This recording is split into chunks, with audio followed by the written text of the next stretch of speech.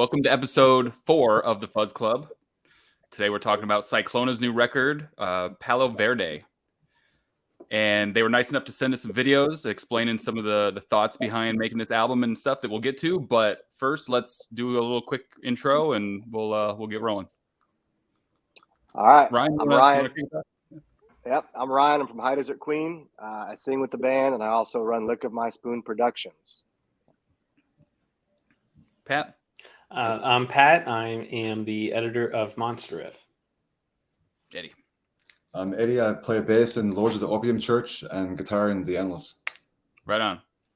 So I guess before we even start talking about the album, I'll share this first video from Phil from Psychlona.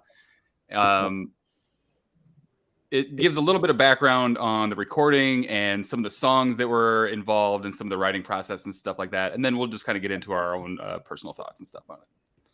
Hello. So I'm going to see if I can sneak up on Phil. I know he's in the practice room, the nest. But let's see what he's up to. He's in on his own, so prepare yourselves.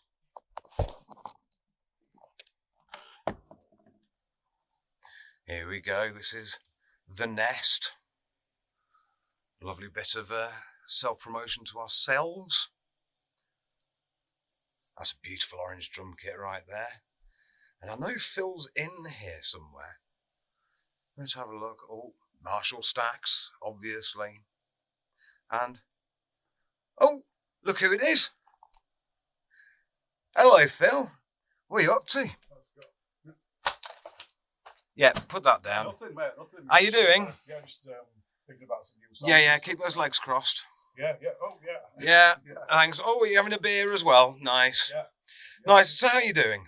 All right, mate. Yeah, all good. So, yeah, records. We've got a new record out, Palo Verde. Yeah. So, there's always a bit of a question mark when you get lots of kind of trippy music and there's some vocals over the top of it. What's it all about, Phil? Rock and roll, mate. Just rock and roll. Yeah. Should we get comfy? Yeah.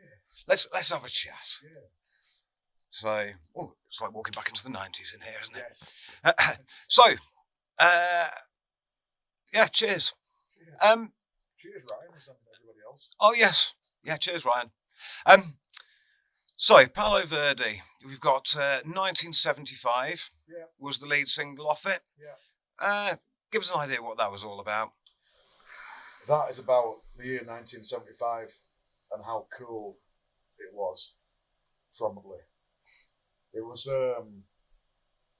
a good riff, a good song that we sort of like came up with. Martin came up with the riff initially, and then we all sort of built on it. And I just wanted to write some lyrics about the 1970s, 1975, pretty much. Cool.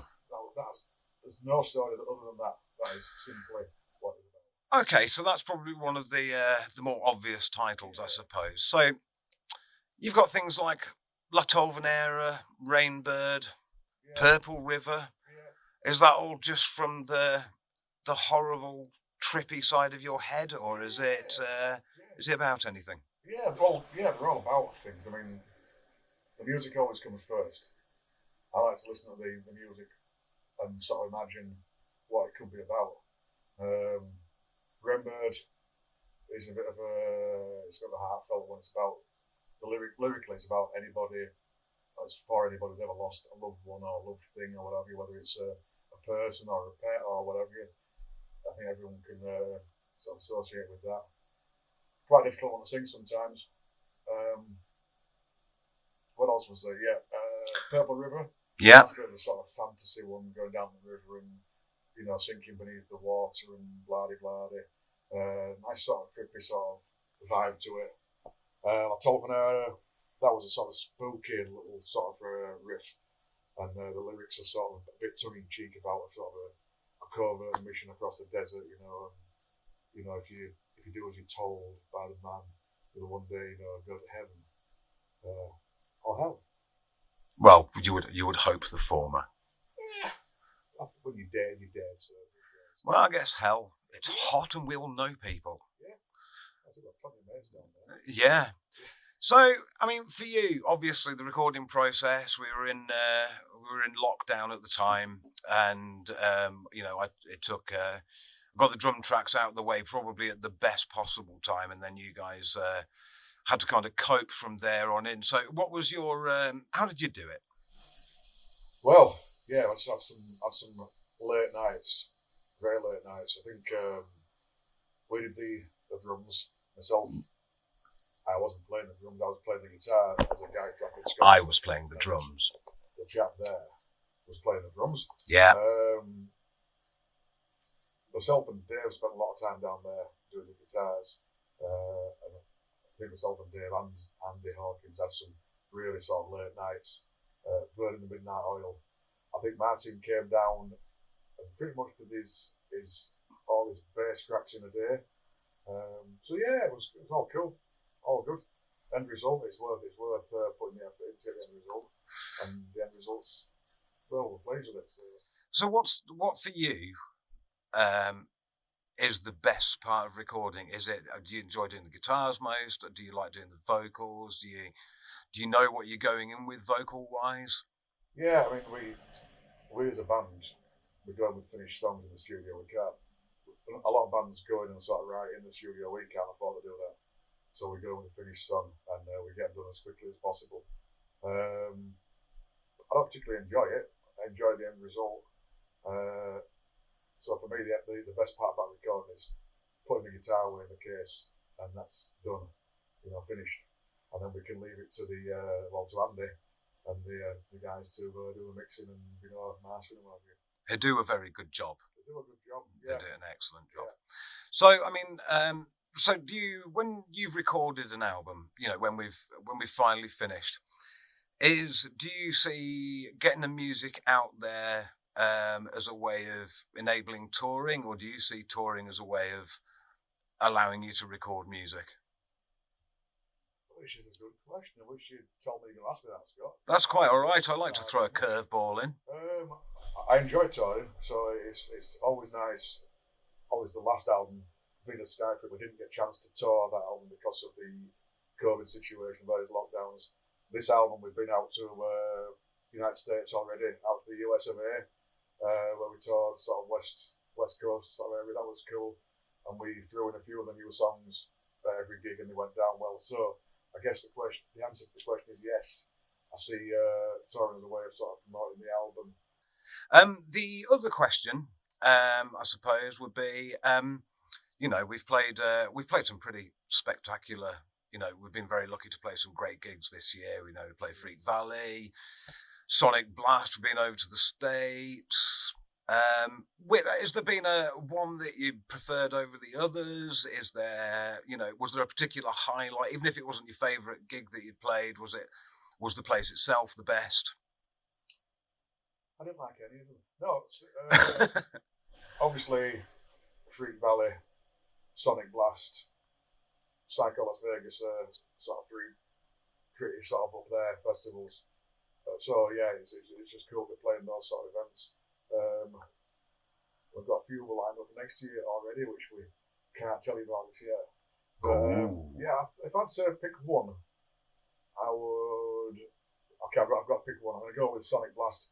Reason being because it's a great festival, but the thing that swings it is we had our own fridge full to the top with beer, and it don't get much better than that. I agree. Okay, so another curveball question you weren't expecting. We've obviously, going to festivals, playing these gigs and stuff. We've played with a fair few bands now. Yes. And so this year alone, what's your favourite band you've played with, or shared a stage with, or seen at one of the festivals we've played? Oh, well, now then. Because I know this isn't going to be a one band answer. Yeah. I know there's going to be several. Thanks for that, Scott. That's quite all right. So, Freak Valley, there we played Fu Manchu headlined. Like Fu Manchu, unfortunately, didn't stay around to see them.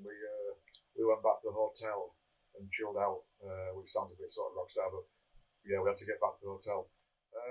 In fairness, we should point out this here that part of the reason for going back to the hotel was tiredness, and we had just managed to scoop our bass player Martin up from the medical area before he went on stage. He wasn't a well boy, was he?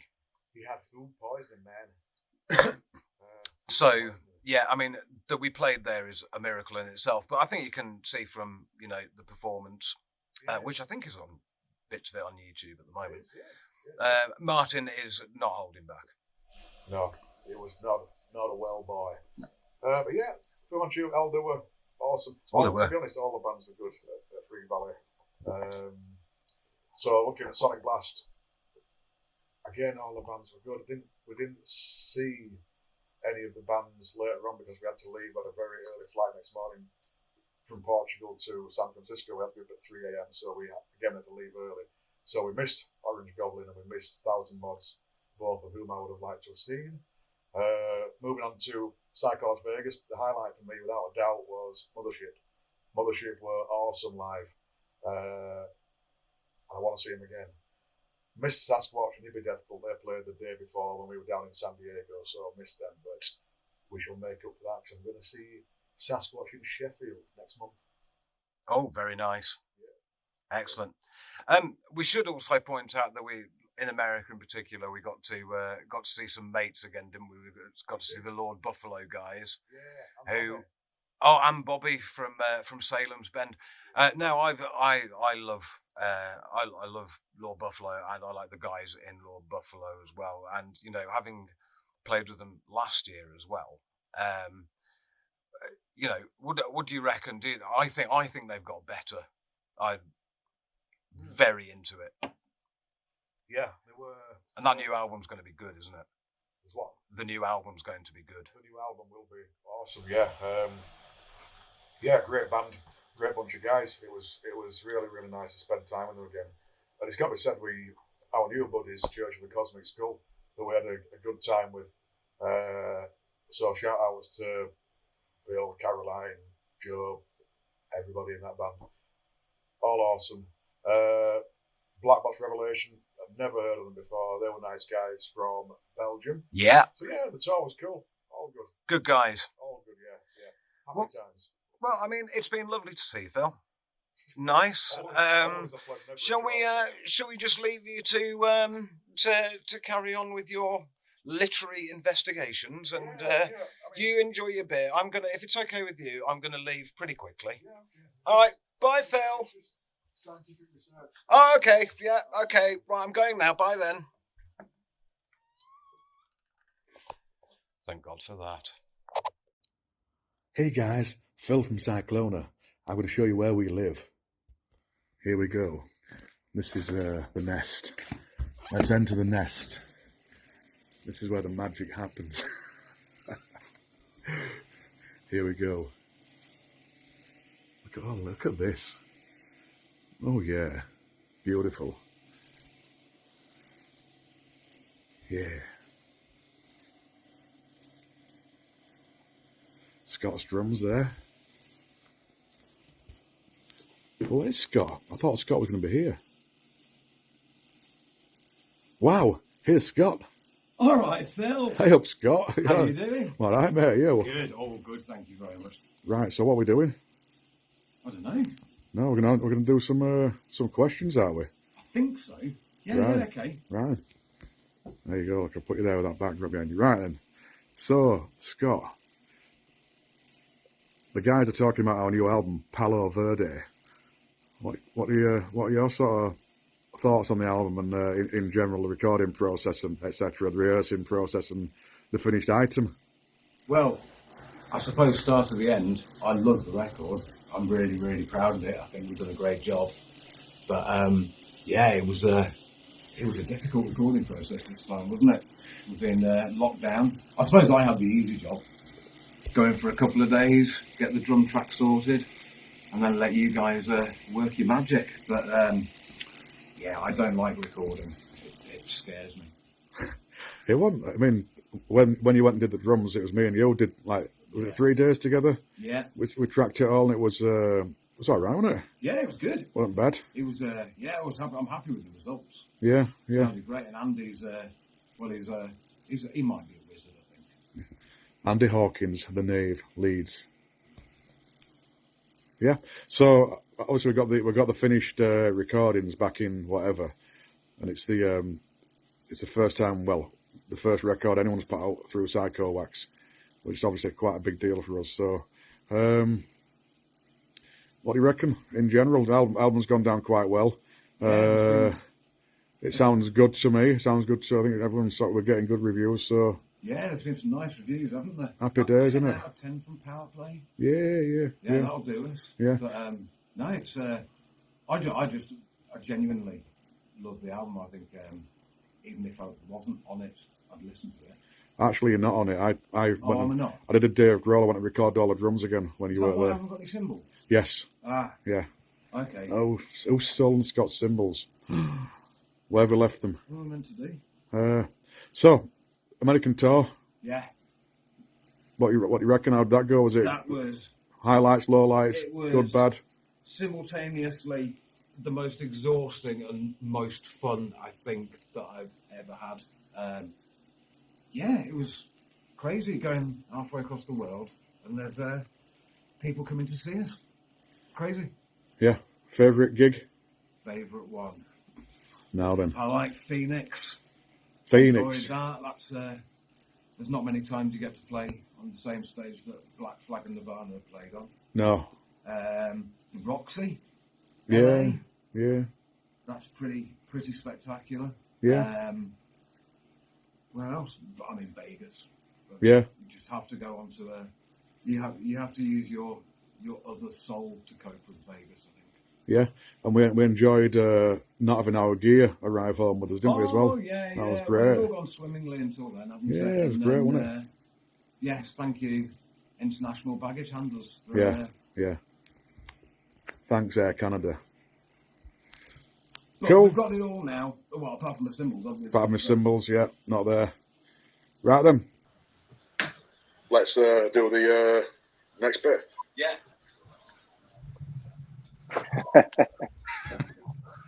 All right.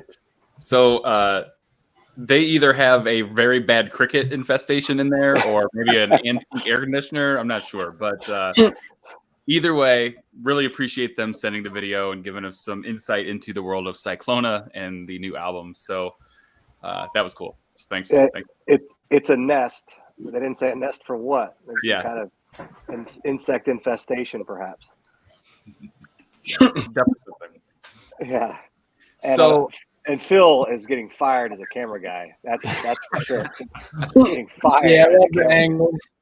I love it. I think Scott might have a future in maybe doing interviews. He's pretty good. Yeah, that was good. And I also loved him just appearing on the drum set. That was great. Yeah. Somebody's got skills. Yeah, that's awesome. So it was cool to get some insight on the album, but what does everyone else think? Did everyone know this band before this album? Because I did, just from Venus Skytrip. I didn't know, I think their album before that was called Mojo Rising, maybe. Mm-hmm. But I knew Venus Skytrip very well. I love it. It's one of my favorite, like, stoner, like, desert, riffy, fuzz albums. And I was super excited for this album to come out. So I knew of that. Did everyone know of Psychlona going into this? I've seen them on the bill. I didn't really listen to their stuff until now. I'm glad I did.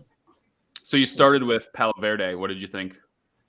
I thought it was pretty awesome. Rainbird, I believe it was a dope song. I like it. Mm-hmm. I mean, it's probably the longest one on the record, but I thought it was super sweet.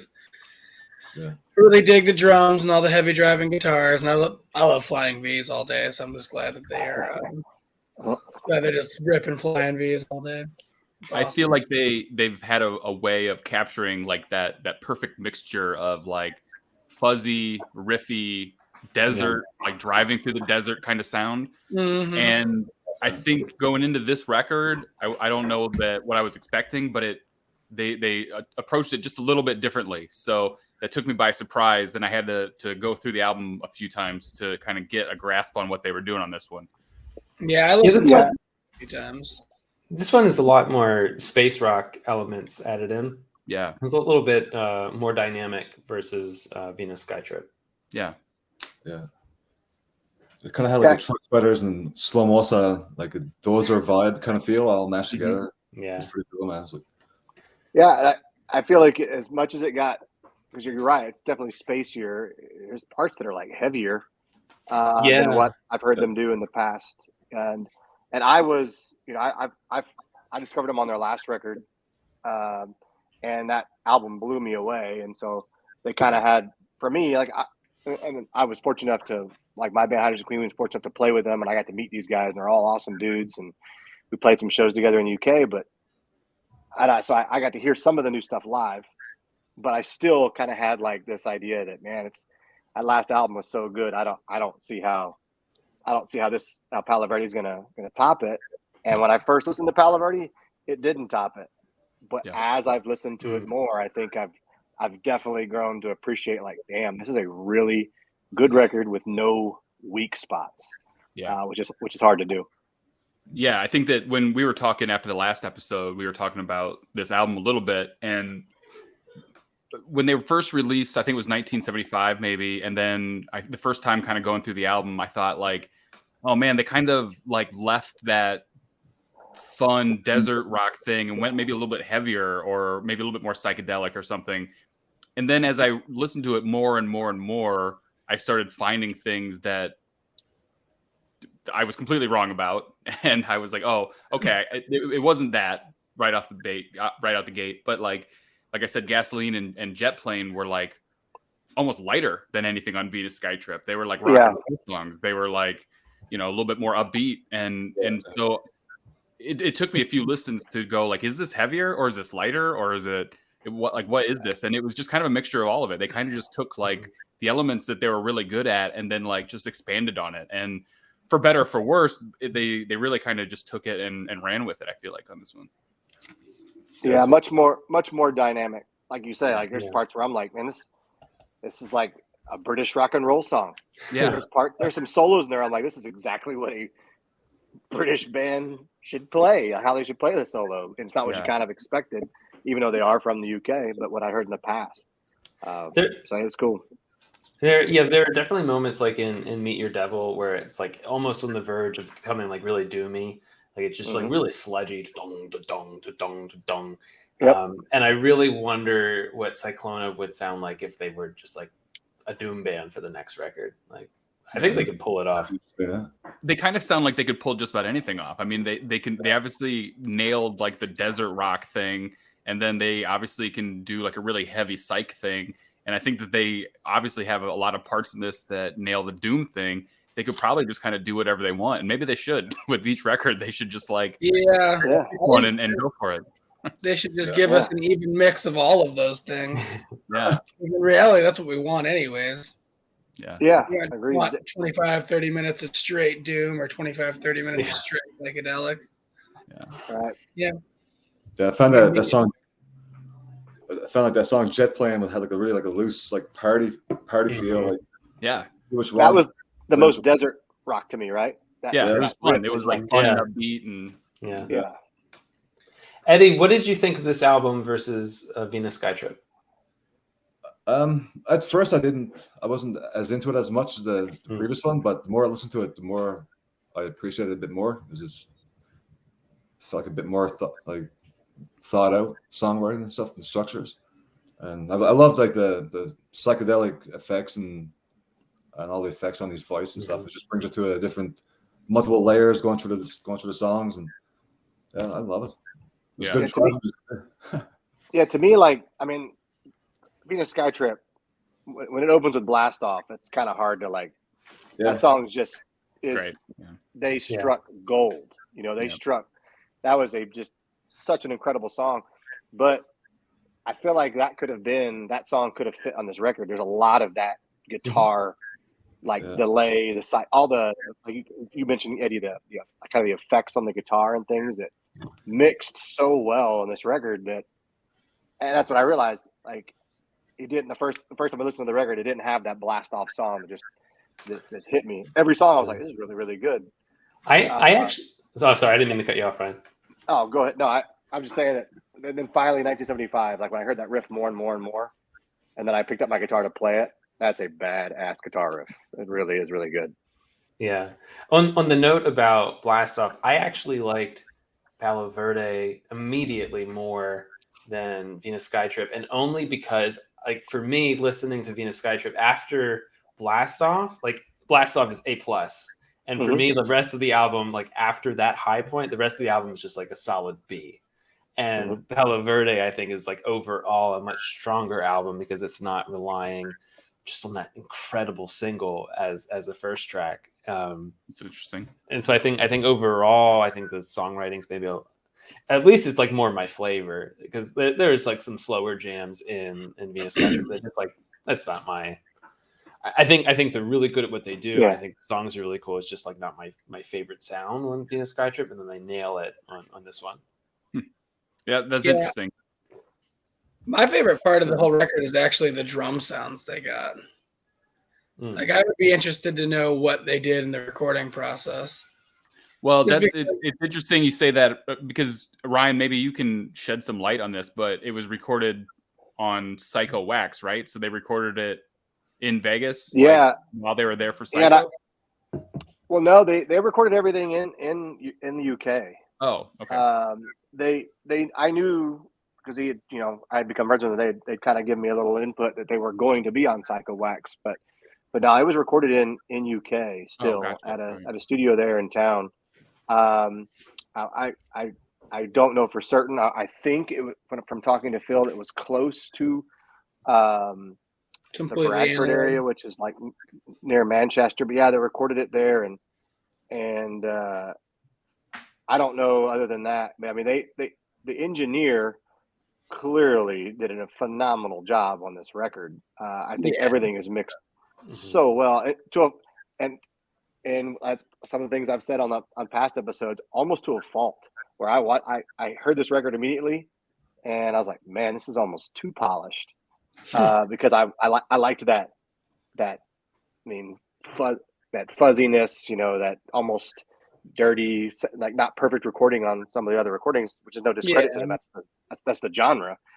But no, the more I listen to it, the more I realize this is such a I think the songwriting was better, like Pat mentioned, and I think that translated into the mixing and mastering and engineering as well.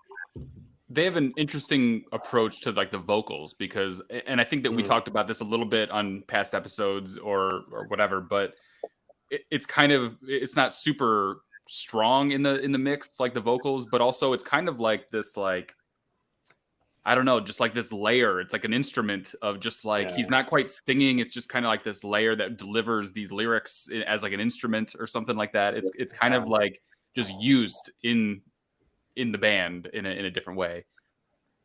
Yeah, kind of like how Monolord does it. Yeah, double vocals, panned, and then reverb, and just kind of soaks up the whole vibe. Yeah, but I think it's so unique that it's not on top. I don't feel like. I don't feel like it's on top. I think it's mixed well, and you're right. Like, Phil has a unique way of singing, because he's almost like talking, but he is singing. He's carrying a melody. He's giving. What does it sound like live? I haven't seen them live. Does it sound like that, or is it like just a regular band when they're on stage? No, they sound. They're incredible live. One thing I have to talk about them live is their guitar tone. I don't know how their guitar tone sounds so incredible live, because a lot of bands know that use a lot of fuzz. It can get kind of wompy live sometimes. They have the cleanest, biggest fuzz tone live.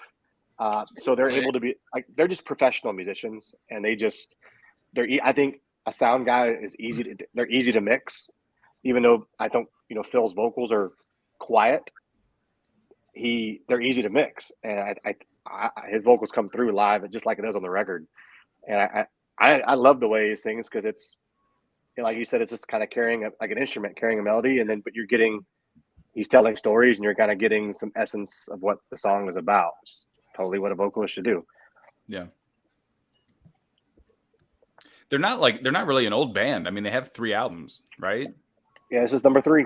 Yeah, they sound like a more mature band than that, almost, to me. Like they sound like they've had 6 under their belt or something. To be on album 3 and kind of like have figured this stuff out live, and like this texture of sound, and just kind of like figuring out what their vibe should be on this new record, and it's a little bit more of a mature record maybe compared to just kind of like fun fuzzy desert rock on the last one or something. It's only album 3. It's kind of impressive. Ryan, do you know what everyone's resume looks like before Psychlona? I don't know. Like, I couldn't name off bands they've been in, but they're all very seasoned musicians. You know, they've definitely been in projects before. I know that Phil had talked. You know, he and I have talked a lot about different bands and things he'd been in that maybe, you know, didn't obviously never got to the level that Psychlona is, but I know they've all done a lot. And Dave as well. So like Dave and Martin, guitar and bass, are pretty young, like in comparison to Phil and Scott. I think those two guys are like the buds that were like, hey, let's do a band, and then they kind of got these guys. From what I can gather, I don't know that for certain, just from conversations with all 4 of them. But Phil is definitely he's a veteran musician. He knows his tone very well. And he's a really good songwriter. And like a lot of you guys have mentioned that the drums are some of your favorite parts on this record. Scott's a really tight, good drummer. So it kind of makes everyone's job a lot easier, I guess. But I don't know the details of their resume, other than I know this isn't like, it's definitely not their first or maybe probably even 5th band. You know, they've been in other bands before. Yeah, it'd be interesting to hear kind of some other bands that they've been in. I think it always is to kind of hear the one that works is one thing, but to hear the ones that didn't work and like what they were going for or how they approached it is kind of an interesting thing. Right. Yeah. Does anyone have any favorite tracks? For me, it was Warped. Might be my favorite. It's the last track on the album. It's a kind of a longer one, but it kind of brought all of it together. I feel like on that one really well. But I was kind of surprised by Rainbird. It kind of starts in like this slow, jammy kind of thing that I wouldn't normally really be a song that I might like so much. And it kind of surprised me because I really did right away. I liked it. But then by the end, I think like the last half of the song is instrumental, but it kind of picks up pace. It gets more upbeat, but there's still no vocals again, which is a thing that not normally I would necessarily be into. So that song, I just was like, I really impressed by. I just thought it was awesome because it's not normally the thing I would gravitate towards, but they killed it on that song.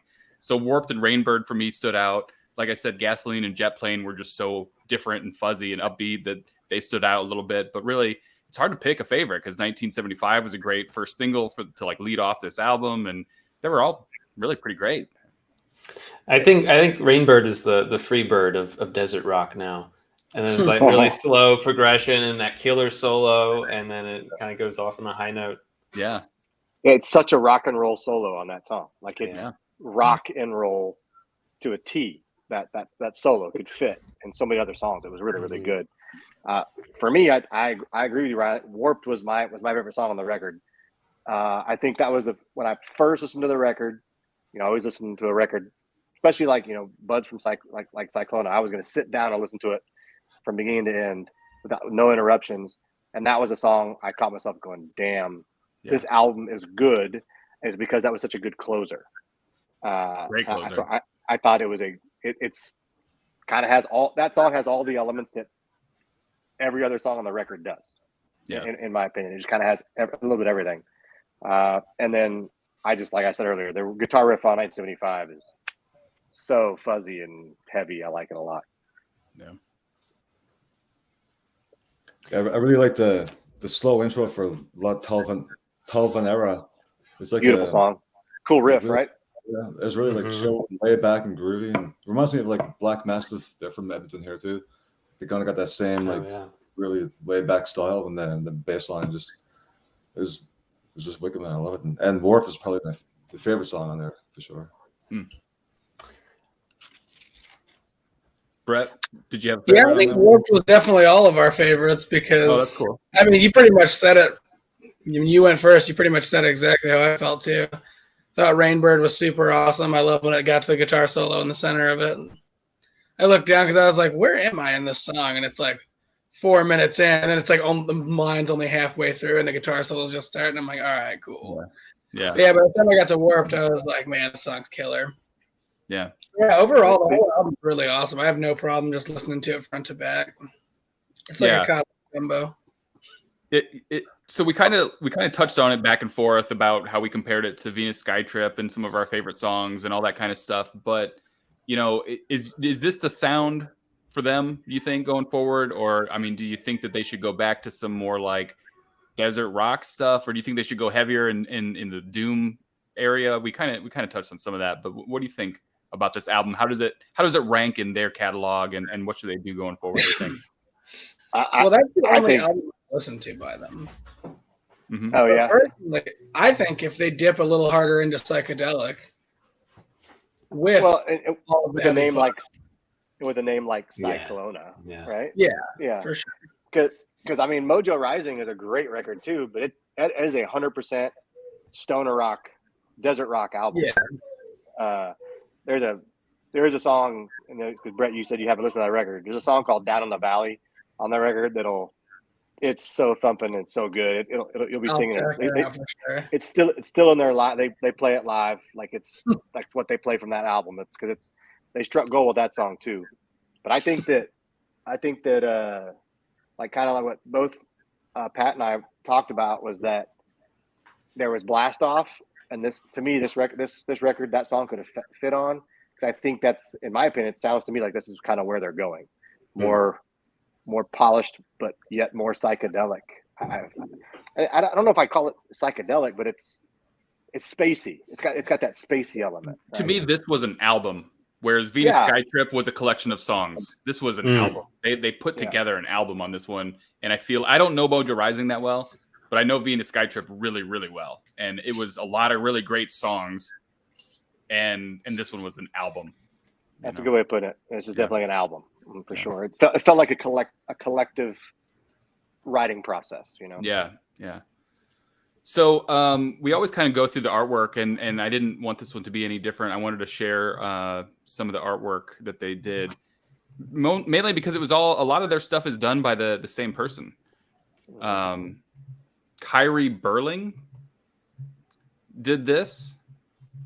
Yeah, that's such a cool. It's a very cool album cover, and he's done a lot of their artwork. I think he might have done their logo, and I think he's done all the album covers and some of their merch and stuff like that. So he's very active in the Psychlona world. But what I found out by going through this was that he's actually pretty active in all of this scene. He's done some other stuff that I'm going to show you here in just a second. But fun fact, I don't know if anyone looked it up because I did. It was the first thing I did was Palo Verde basically translates to like green tree or like a green stick. I looked that up too. Okay. Yeah. I mean, I guess you can draw your own conclusions on what that means, but I have a pretty good idea of what it might mean. Yeah. It means green tree. Yeah. Green tree. Yeah. Totally, all it is, green tree. But I Katie Bird. That's where I got the similarity. I was like, oh, I had to look it up. I just love his use of color, and he did the same thing on Venus Skytrip too. It's so vibrant. Yeah, so this is Mojo Rising, which I believe that he did as well, and then this is Venus Skytrip, which is it's a great, very simple, but like really cool. Did this win? I think this was nominated for best album cover at the Doomies. Did this win? Really? I don't know. No, I remember it being nominated, but what's sad is I remember it not winning, but I couldn't tell you who won. I think the King Buffalo album. I think was it Dead Star? Was it Dead Star or Red Star? Whatever it was, I think that won, and that was really cool too. It had that big. That sounds right. Yeah, the big skull like in outer space. They always have great artwork as well. Yeah. But yeah, that's. I mean, I love the colors on this. I mean, that's he did this album cover from. This was him. That's awesome. That's and this album is fantastic. I don't Very know if good you album or not, but like I love this album. I put it on my top 10 from last year. It's great, and I didn't know that he did the artwork until just now, but it's great. It's a great album. Yeah, they're an awesome band. Yeah, that's pretty. So gnarly. He did this one for Red Mesa, also Forest Cathedral. Out of Albuquerque, wow. Yeah. So I actually have this little record here. And the reason I have it is because I did the artwork on the back of this thing. Hey, there you go. that's awesome. So you Just found you that shared- out as I was researching this dude. But that's kind of cool. That's cool. You researching and you found out you shared an album art With the guy that this did this. amazingly talented person. Yeah. So That's so super shout out cool. to Kyrie Burling, I believe is his name. And I liked all their stuff. They seem to stick with him for most of their work. So it's pretty cool. Yeah, there's definitely a good reason for why they stick with him. I mean, he's done a great job. Yeah. And I do remember now it was over after about somewhere around 10 to 15 beers, but we got to play a show in Edinburgh, Scotland with them, and we were out partying. We had played, they played the next day. It was a festival, and so we were partying pretty hard. I was partying with Dave, their guitarist, and they told me, because Phil had told me that Palo Verde was what they had called, what they were going to call the album. So I remember asking Dave, like, man, I come from Texas. I hear people speak Spanish all the time. You guys are from England. What are you guys doing speaking Spanish? And but yeah, then he told me, well, it means green tree, and I just go, I got it. I got it. I get it. It's like Sweet Leaf. Yeah, exactly. So, does anyone have any final thoughts on this record that we haven't gone over yet? I hadn't expected it, and I probably should have, because their hit song from the last album was. I didn't expect this album to be so fun, and there's so many tracks on here that are just a blast. Like Jet Plane is really upbeat. The first third of the album, really up until Meet Your Devil, is a lot of fun. That kind of took me by surprise. They have a way of doing that. I mean, I think that that's kind of the stuff that I normally gravitate towards. I don't like really depressing doom all the time. I like more upbeat Queens of Stone Age vibe of stuff, So I think that's what I like about them. They do it so well. It's very heavy. It's very psychedelic. It's very fuzzy, but they have a way of doing it that's not negative. It's very positive. It feels very good to listen to it. It doesn't feel bad listening to it, Yeah, I love the record. It's funny because that Jet Plane song, Phil sent that song to me after they just tracked it, and he had finished, hadn't been mixed or mastered, but he let me hear it. He sent me a link to listen to it, and I remember.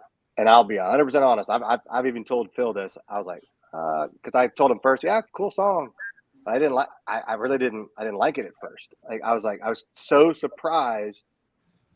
Keep in mind that was the first song I heard. There was no other. I had no basis of what's on the album. I heard that song, and I'd been listening to Venus Skytrip so much. I was so surprised. I was like, man, I guess they're just going to write an album that's nothing but just these upbeat fun songs, which is cool. But man, I just feel like there's so much more than that.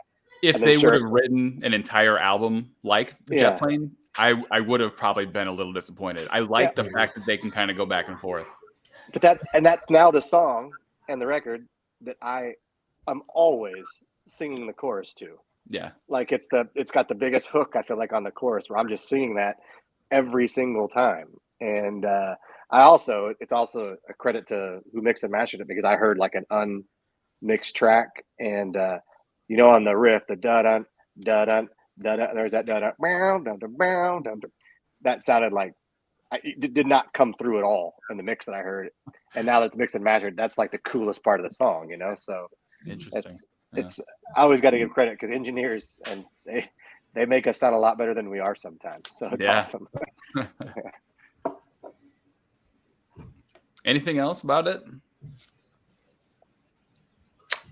The album's solid. The only thing I'll say is that Martin is by far, he told that story, you heard in the video, that Martin was a sick boy on Freak Valley. I heard he had food poisoning.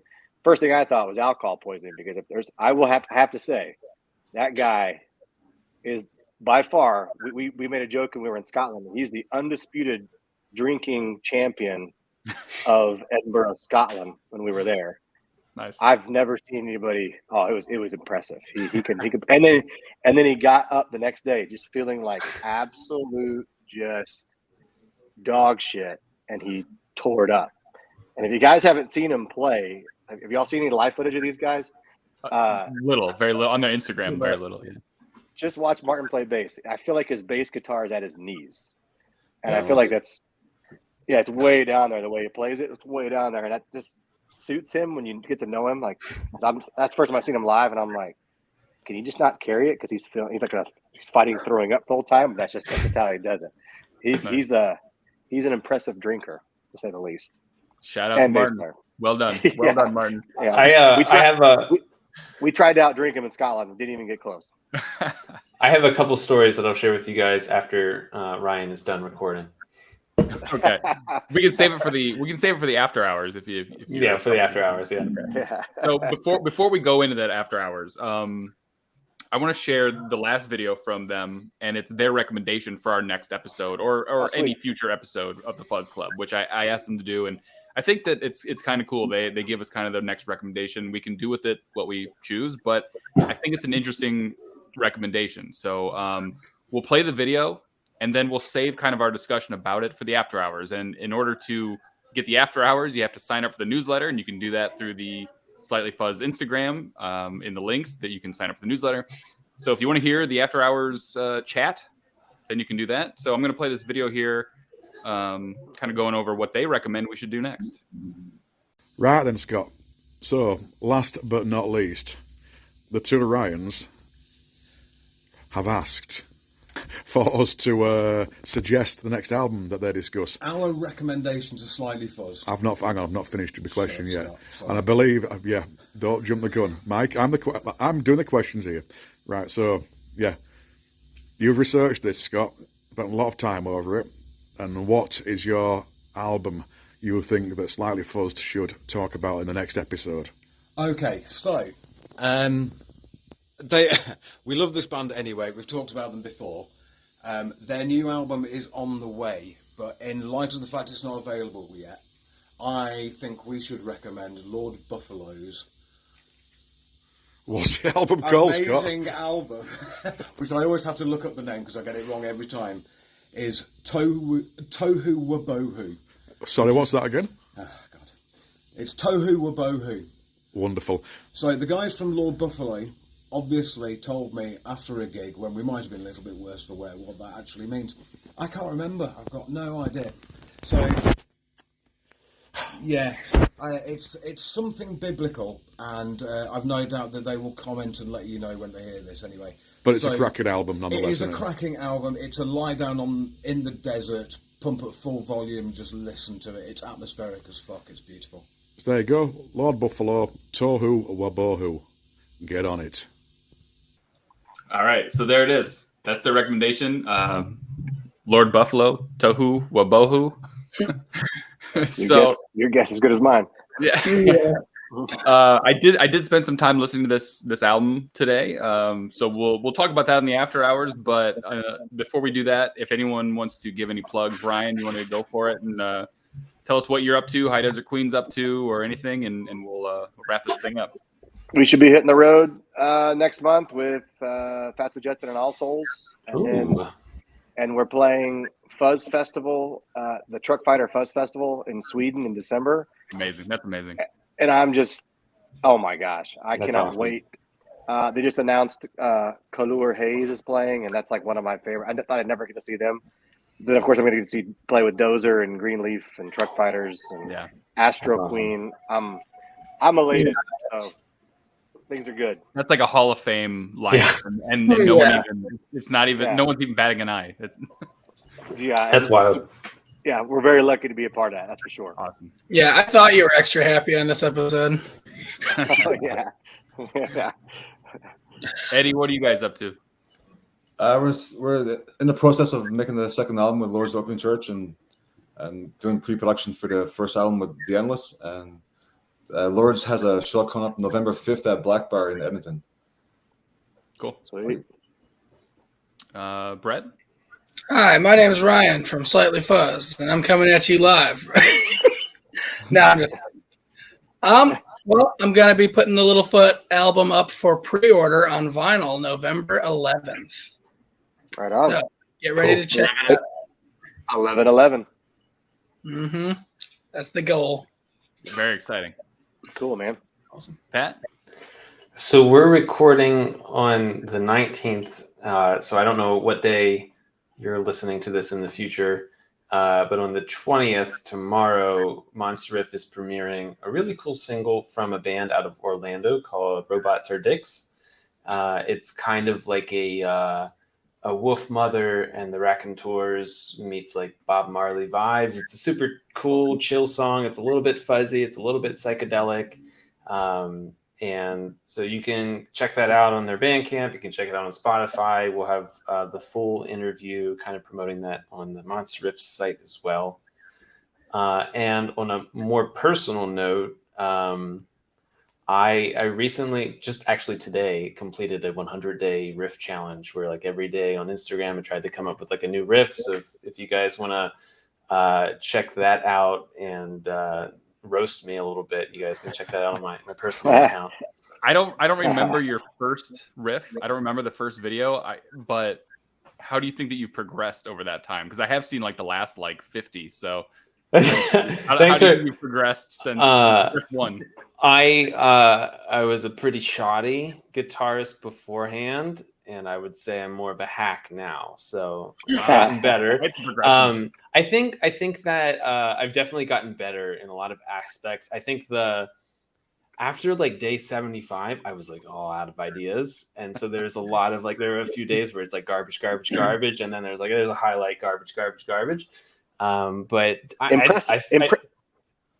impressive. You got to 75 before you ran out of freaking ideas. I was going to say, like, just the fact that you could do this for 100 days in a row. I play guitar every once in a while, like every few days, and I play the same riff that I've been playing for like 8 years. So the fact that you came up with something new for 100 days in a row, incredible. Whether they're mind-blowing or not, it doesn't matter. It's just incredible that you came up with something new for 100 days. That's phenomenal. I appreciate that. So anyway, I mean, part of it was like, I wasn't practicing enough, and I recognized that. And I was partially like my vocal teacher as well was like, why don't you do something like get yourself, a little bit more active and be more consistent. So like, that's what we came up with. And now I'm done. Very cool. Cheers, guys. That is awesome. You, man. It's awesome. Thank you. I appreciate it. All right. That concludes episode 4. Go check out Psychlona, Palo Verde. It's a great album. We all liked it. And thanks to Psychlona for giving us some insight into it. So, all right. See y'all. Yeah. See ya.